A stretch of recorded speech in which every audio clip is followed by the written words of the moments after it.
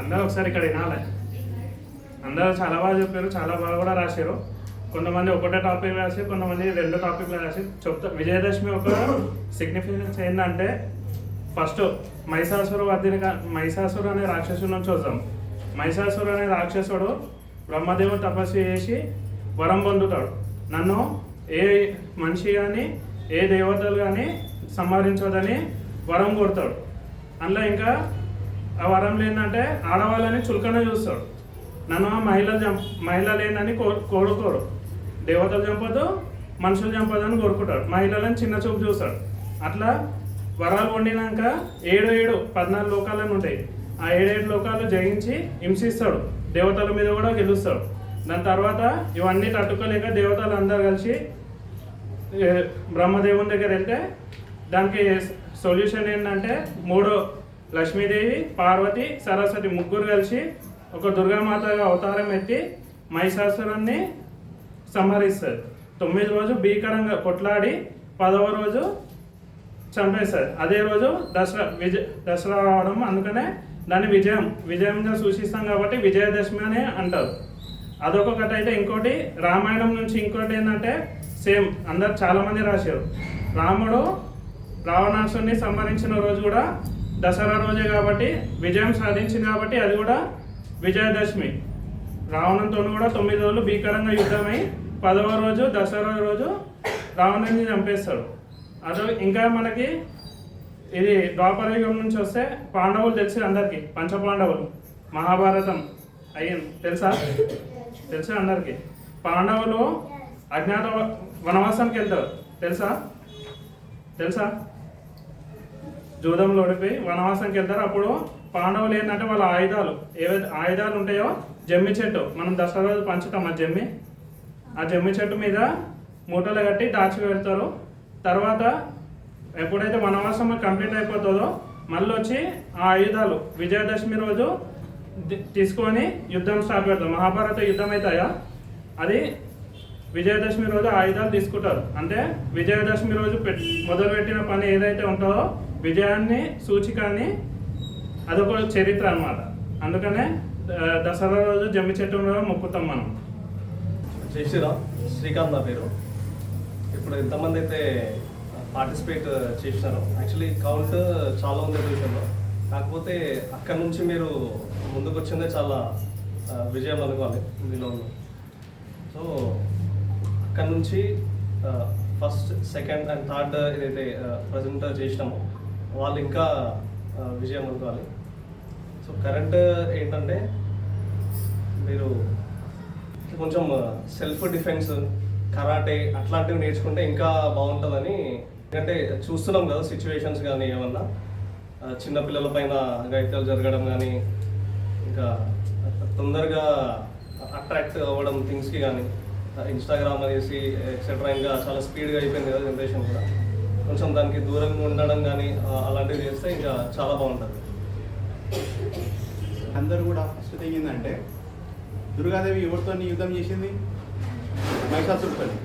ఆయన పెద్ద రాక్షసుడు అయినప్పటికీ భయపడ్డదా? భయపడలేదు, యుద్ధం చేసింది కదా. సేమ్ అదే విధంగా మీరు కూడా ఫ్యూచర్లో ఏది వచ్చినా కూడా అట్లనే ఎదుర్కోవాలనేది ఒకటి. రెండోది, సేమ్ రాముడి పైన అది యుద్ధం చేసింది కదా, సేమ్ అదే విధంగా కూడా తీసుకోవచ్చు. సరేనా? మీరు ఇది కొంచెం ధైర్యం చేసి ముందుకు పోతే బాగుంటుంది. ఇప్పుడు అందరూ విజయదశమి సిగ్నిఫికెన్స్ అని చెప్పి చాలా బాగా రాశారు. అందరికీ అభినందనలు. దాని తర్వాత వాస్తవానికి చెప్పాలి అంటే, ఆ అన్న కవర్ చేసినట్లు, ఈ అన్న కవర్ చేసినట్లు, ఈ అన్న కవర్ చేసినట్లు, తర్వాత మీరు కవర్ చేసినట్లు. అంటే సత్యుగంలో దుర్గాదేవి, త్రేతాయుగంలో రాముల వారు, ద్వాపర యుగంలో శ్రీకృష్ణుడు, మహాభారత యుద్ధం. అంటే ఇది ఫస్ట్ మీరు గుర్తుపెట్టుకోవాలి. ఇవి 3 కూడా జరిగినాయి ఎప్పుడు అంటే విజయదశమి నుండి. అంటే 2 జయాలు కలిగినాయి. ఒకటి యుద్ధం ప్రారంభమైంది. యుద్ధం ప్రారంభమైన తర్వాత ఎప్పుడైతే మహాభారత యుద్ధం అనేది చాలా పెద్ద చరిత్ర మనకి. అంటే ఆ చరిత్రని ఒకవేళ చూసినట్లయితే మనకు చాలా పెద్దది అది. అంటే మన అస్తిత్వం ఏంటిది, మనం ఏంటిది అనేది పూర్తిగా తెలుస్తుంది దాంట్లో, మహాభారత యుద్ధంలో.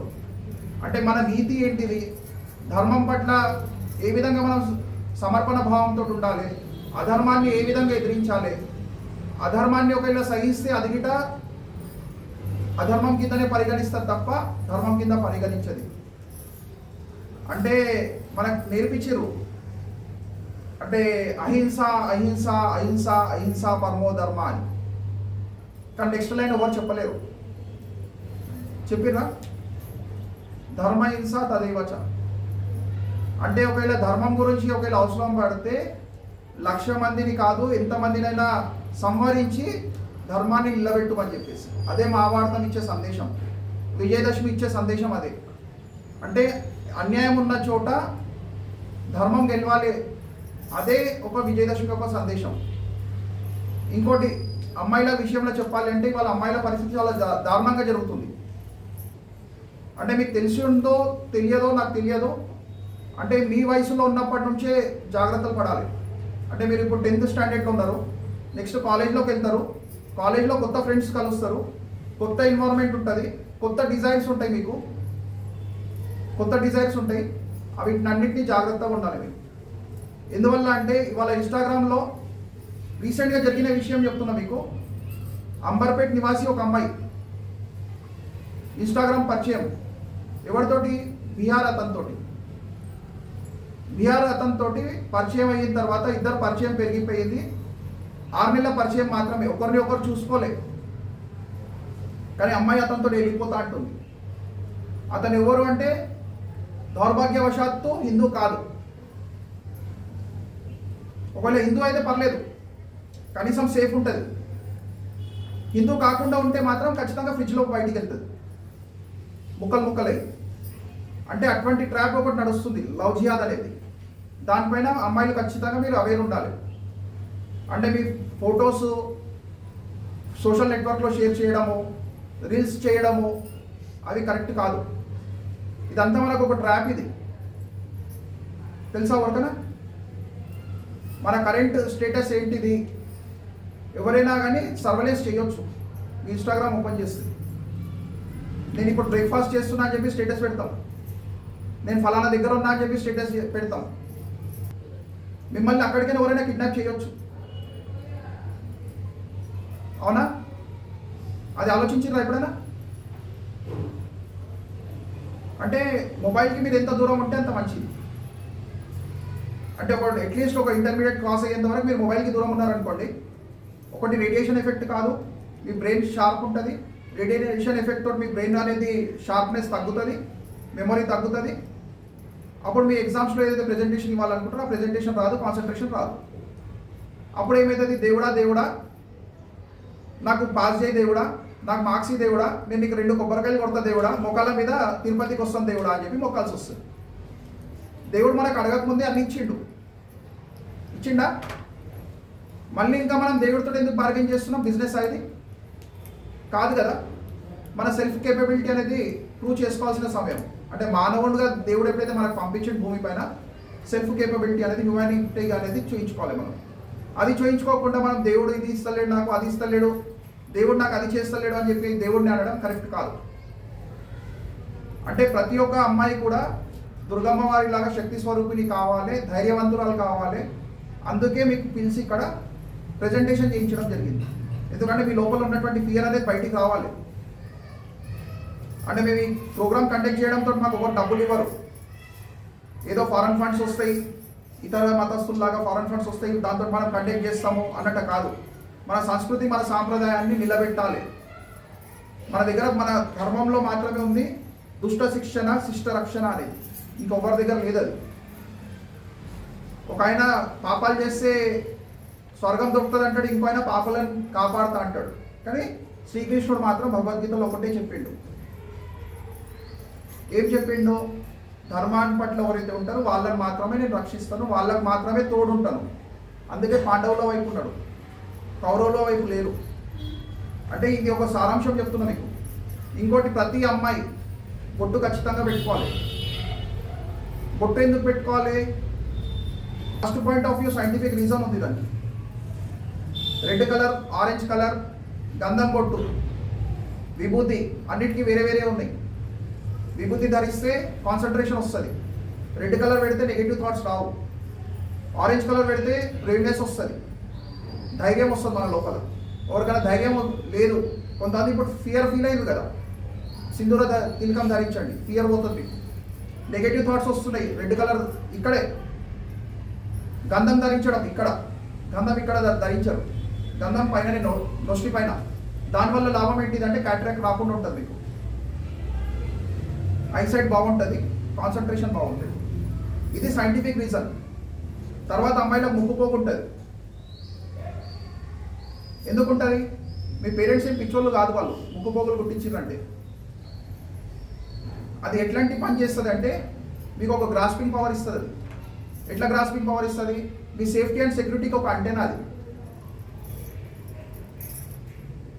చిన్న ఎగ్జాంపుల్ చెప్తా మీకు, కావాలంటే మీరు అనుభవం ఉంటుంది మీకు, లేదా మీరు ఎక్స్పెరిమెంట్ చేయండి. ఒక 1/2 కిలోమీటర్ దూరంలో ఒక అబ్బాయి ఉంటాడు, అతను మీ వైపు కాన్సన్ట్రేట్ చేస్తుంటాడు. మీకు అనుకోకుండా తెలుస్తుంది ఎవరో నన్ను గమనిస్తున్నారు, ఎవరో నన్ను కాన్సన్ట్రేట్ చేస్తున్నారు అని. అవునా? అది ఏ విధంగా వస్తుంది? ఆ ముక్కు పోగు. తెలుసా ఇది తెలియదు మీకు. కాబట్టి మీరేమనుకుంటారు అంటే పాత వాళ్ళు ఏదైతే పద్ధతులు పెట్టిరో అవన్నీ ఆచారాలు మాత్రమే, వాళ్ళకి ఏం తెలియదు, మాకు బుక్స్లో ఏదైతే చెప్తారో అది మాత్రమే అథెంటిక్ అని అనుకుంటున్నారు. బుక్స్లో చెప్పేది ఒక సిలబస్ మాత్రమే అది. దాంట్లో వాళ్ళకి మన కల్చర్ తెలియదు, మన ట్రెడిషన్ తెలియదు, మన వాల్యూస్ తెలియదు. అంటే మేము ఈ ప్రోగ్రామ్ కండక్ట్ చేయడానికి కారణం ఏంటిదంటే మీ లోపల మారల్ వాల్యూస్ నింపాలి, ఎథిక్స్ నింపాలి అని చెప్పేసి. తర్వాత ఇక్కడ నాకు కమ్మలు ఉన్నాయి. ఎందుకు గురించి ఉన్నాయి? నేను ఎందుకు పెట్టుకున్నా? నేను రీసెంట్గా పెట్టుకున్నా. ఎందుకు పెట్టుకున్నా అంటే నా బాబుని పెట్టియాలి కాబట్టి. నా బాబు గిట్ట పెట్టించిన నేను. ఎందుకు గురించి అంటే కాన్సన్ట్రేషన్ కోసం. ఇవి పాయింట్స్, ఇవి యాక్యుప్రెషర్ పాయింట్స్, ఇవి కాన్సన్ట్రేషన్ కోసం.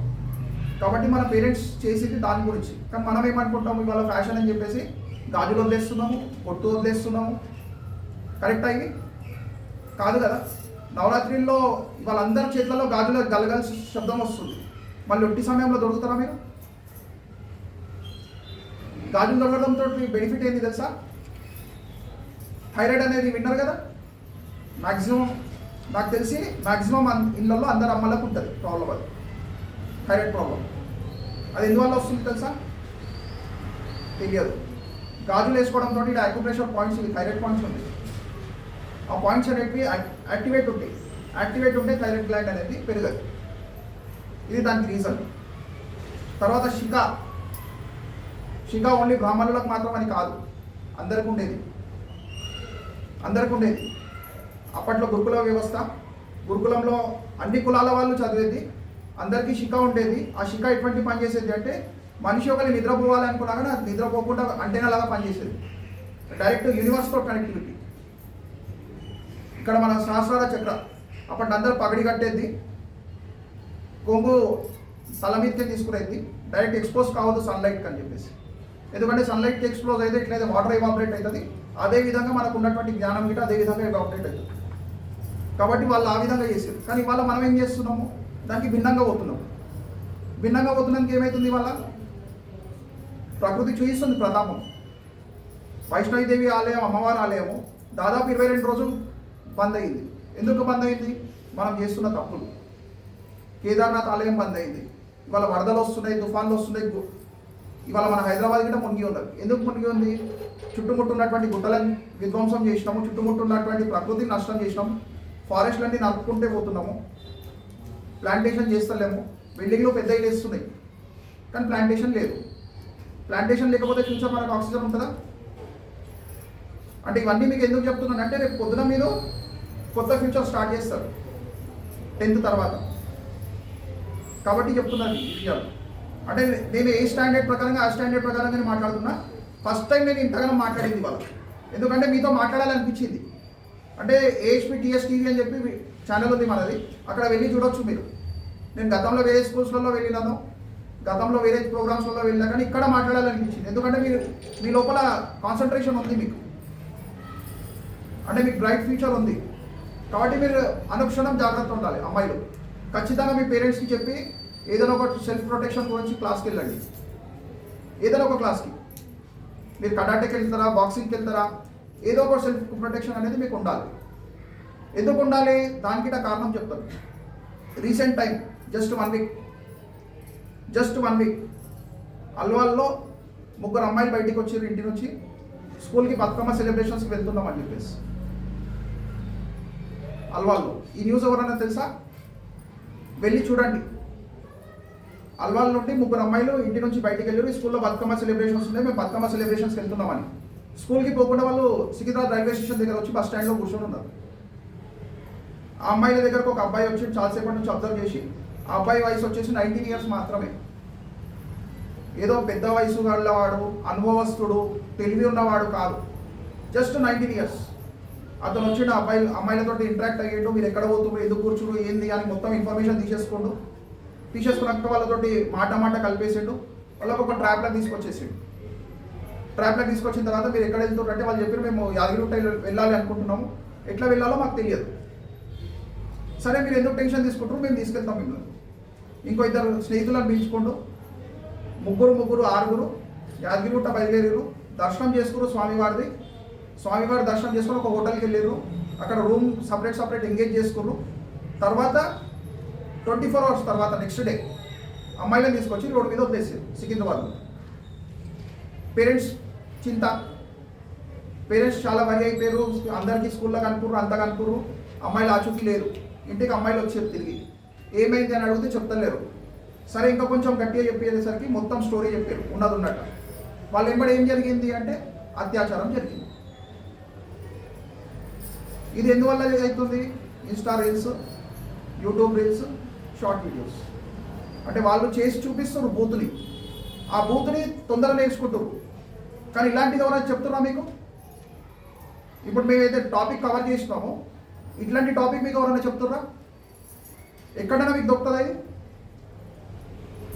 ఎక్కడ దొరకదు మీకు. అంటే మీకు చెప్పేది ఎందు గురించి అంటే మీరు రేపు పొద్దున ఇట్లాంటి ఫేస్ చేయాల్సి వస్తుంది. ఆ ఫేస్ చేయాల్సిన సిచ్యువేషన్స్ని మీరు సరిగ్గా హ్యాండిల్ చేయాలి. అంటే ఎవరైనా అపరిచితులతోటి ఇంటరాక్ట్ కావద్దు.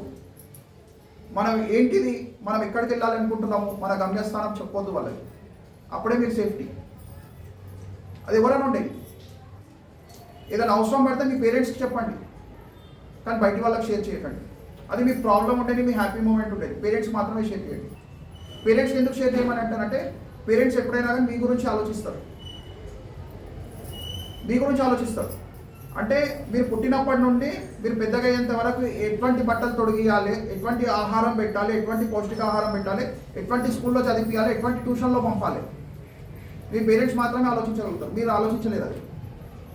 కాబట్టి మీ పేరెంట్స్ డిసిషన్ అనేది ఎప్పుడు కరెక్ట్ ఉంటుంది. ఏదైనా ఉంటే మీ పేరెంట్స్ తోటి ఓపెన్గా షేర్ చేయండి. స్పోర్ట్స్ యాక్టివిటీలో ఉండండి. పొద్దున్న లేచి కొంచెం దేవుడి దగ్గర దీపం కొట్టించి ఏదైనా ఒక చిన్న శ్లోకం నేర్చుకోండి. మీరు 10th స్టాండర్డే, తక్కువ కాదు మీరు. ఇప్పుడు ఆ అమ్మాయి ఉంది, ధైర్యంగా చెప్పింది, అందుకే తనకు సెకండ్ టైం పిలిచిన నేను ఇవాళ.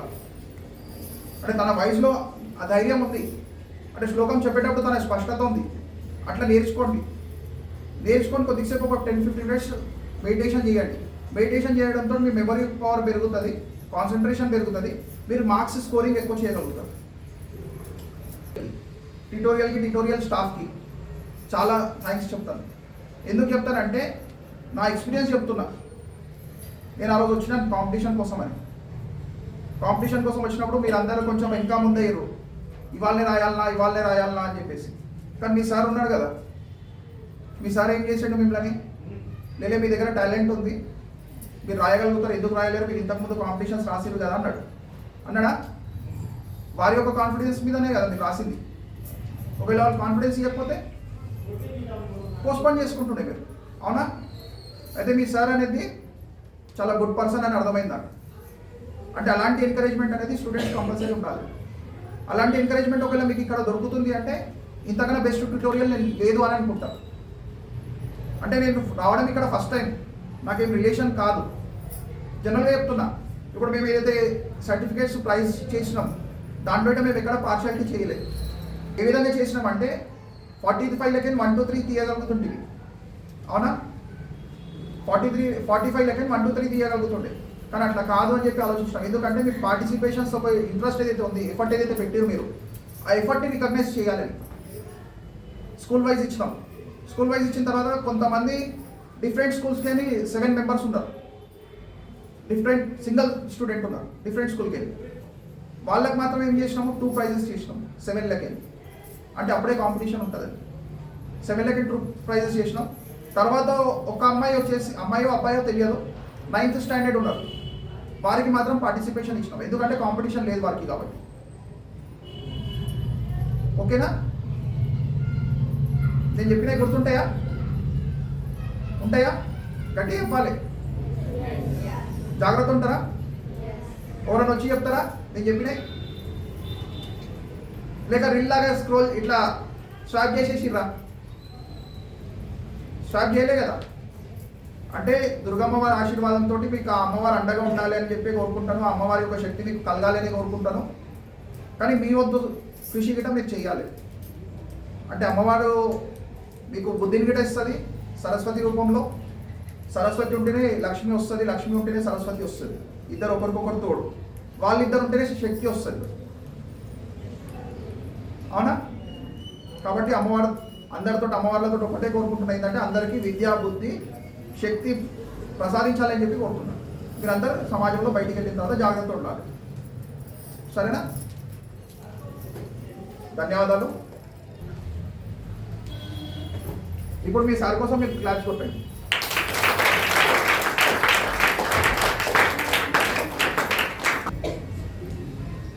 క్లాప్స్ కొట్టండి.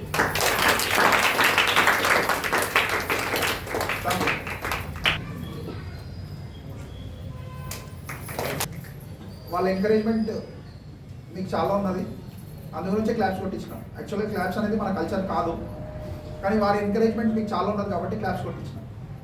ధన్యవాదాలు అందరికీ. మాకు ఈ అవకాశం ఇచ్చినందుకు ధన్యవాదాలు. మీరు ఇంకా ఉన్నత గతి పొందాలి అని చెప్పి కోరుకుంటున్నాను. మీరు ఇంకా కాంపిటేటివ్ ఎగ్జామ్స్ పార్టిసిపేట్ కావాలి. రేపు పొద్దున ఫ్యూచర్లో ఖచ్చితంగా మీరు యూపీఎస్సీకి ప్రిపేర్ కావాలి లేదా గ్రూప్ 1కి ప్రిపేర్ కావాలి. అంటే ఆ గోల్ పెట్టుకోండి మీరు. అంటే సాఫ్ట్వేర్ అని చెప్పి వెళ్ళకండి. సాఫ్ట్వేర్ నెక్స్ట్ 5 yearsలో కొలాప్స్ అవుతుంది. ఆర్టిఫిషియల్ ఇంటెలిజెన్స్ వచ్చేసింది, సాఫ్ట్వేర్ కొలాప్స్ అవుతుంది. కాబట్టి మీరు అటువైపు వెళ్ళండి, అడ్మినిస్ట్రేటివ్ డిపార్ట్మెంట్ వైపు వెళ్ళడానికి ప్రయత్నం చేయండి. అంటే ఖచ్చితంగా డ్రీమ్ పెట్టుకోండి, అడ్మినిస్ట్రేటివ్ డిపార్ట్మెంట్లో మేము వెళ్తాము లేదా టీచింగ్ స్టాఫ్ వెళ్తాము, అట్లా వెళ్ళండి. సాఫ్ట్వేర్ అని మాత్రం వెళ్ళకండి, లేదు స్కోప్ ఇప్పుడు ప్రెజెంట్. అంటే మీరు రీసెర్చ్ చేయండి, నేను చెప్తున్నాను కాదు, మీరు రీసెర్చ్ చేయండి, సెల్ఫ్ డిసిషన్ తీసుకోండి. ఏది తీసుకున్నారు మీకు ఏదైతే ఇంట్రెస్ట్ ఉంది అది మాత్రమే తీసుకోండి సబ్జెక్ట్. ధన్యవాదాలు.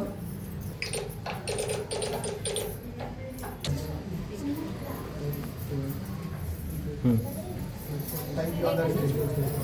కొంచెం చెప్పింది దృష్టిలో పెట్టుకొని ఆచరించండి. అన్నా అనుకోండి, ఆచరించండి. ఒక్క నిమిషం.